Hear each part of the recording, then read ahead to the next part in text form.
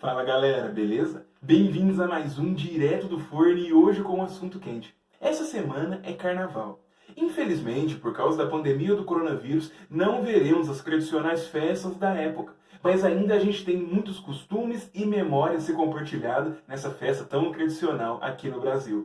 Mas e se eu te disser que muito antes do carnaval, o brasileiro já comemorava um monte de outros costumes com o nome de encrudos? E digo mais, muito além de apenas escolas de samba ou mesmo samba, as pessoas invertiam papéis sociais e se jogavam água com limão e urina uns nos outros. Sim, é sobre os encrudos que a gente vai falar hoje. Mas antes de seguir, já sabe, já deixa aí o gostei no vídeo, se inscreve no canal e se curtiu, compartilha com os amigos. Galera, rumo a 1.200 inscritos. Lembrando sempre que as referências para o vídeo estão aqui embaixo na descrição, junto com as minhas redes sociais, privilegiando o Instagram, que eu estou fazendo posts diários em formato de coluna e também complementos para os vídeos da semana que não cabem aqui. Segue lá. Mas chega de papo furado, vamos logo para o vídeo. Nessa semana de carnaval, eu vou fazer 2 vídeos sobre esse tema aqui, começando hoje falando dos encrudos e na quinta-feira eu vou falar sobre Getúlio Vargas e o uso do carnaval como política de Estado. E hoje eu estou começando a falar sobre os encrudos porque eles são muito esquecidos, apesar de terem sido a prática mais recorrente de carnaval aqui no Brasil durante o Brasil Colônia e o Brasil Império.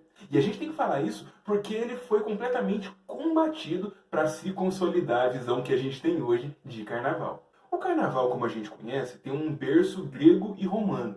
Ela se baseia em muitas festas que já aconteciam em rituais pagãos e que tinham como objetivo comemorar colheitas ou valorizar alguns deuses. Isso a gente pode notar muito nos ritos bacanais que aconteciam na Grécia Antiga e também na Saturnália que acontecia na Roma Antiga. Só que além dessas tradições festivas pagãs, a gente também vai ter um monte de outras festividades folclóricas que vão se manifestar na Europa. E durante o processo de consolidação do cristianismo, a partir da conversão de Constantino no século IV e com um progressivo cada vez maior papel da Igreja Católica, a gente vai ter uma grande união de práticas, tanto católicas, com essas práticas ditas pagãs e folclóricas, fazendo então uma união para se consolidar de forma mais efetiva o próprio cristianismo. O carnaval em si, como o próprio nome diz em algumas traduções, tanto a Deus a carne, para você ter esse apego antes da quaresma, os 40 dias de jejum antes da Páscoa, isso não está na Bíblia. Isso foi uma criação social da Igreja Católica junto a várias sociedades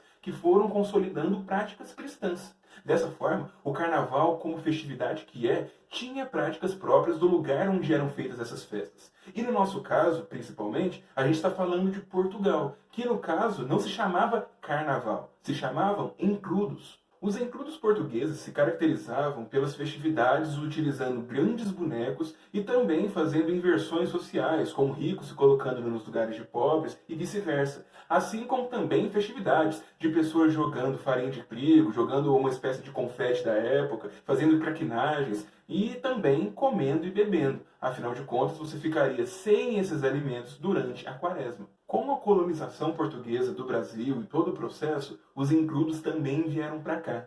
E nas poucas vilas que tinham uma certa população, que foram progressivamente aumentando a sua quantidade populacional, os encrudos se tornaram práticas sociais bem interessantes e muito mais fortes do que aconteceu em Portugal. As traquinagens eram muito maiores, com os jovens principalmente saindo nas ruas seminus com máscaras e jogando muitas vezes água em latas nas pessoas que passavam, misturando de vez em quando água com groselha, água com limão, água com alho, jogando graxa, assim como também se jogava urina ou sangue e detritos de animais. E era uma loucura, porque os ricos e os pobres participavam das festividades que aconteciam em vias públicas. Claro, a gente pode falar que existia sim uma classificação entre o encrudo familiar, um pouco mais calmo, com festividades dentro das propriedades, muito mais celebradas pelas elites, e a gente tinha também os encrudos públicos, que era realmente loucura na terra. O pessoal fazendo essas perquinagens, comendo, bebendo,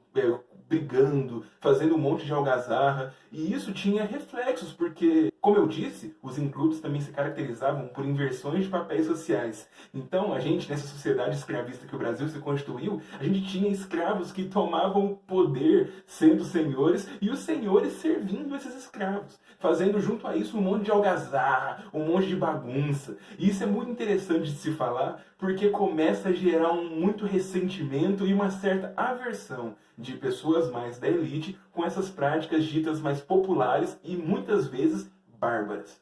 Com o século XIX chegando, o Império nascendo e o Brasil se constituindo cada vez mais em um cenário pelo menos um pouquinho mais urbanizado, com mais contingente populacional, algumas elites mais afloradas, a gente vai ter uma grande coação dessas práticas mais populares, tendo legislação que proibia a utilização de certos materiais, você não podia mais jogar urina nas pessoas durante o período dos includos, e isso também era muito caracterizado por realmente uma construção de toda uma valorização do includo familiar.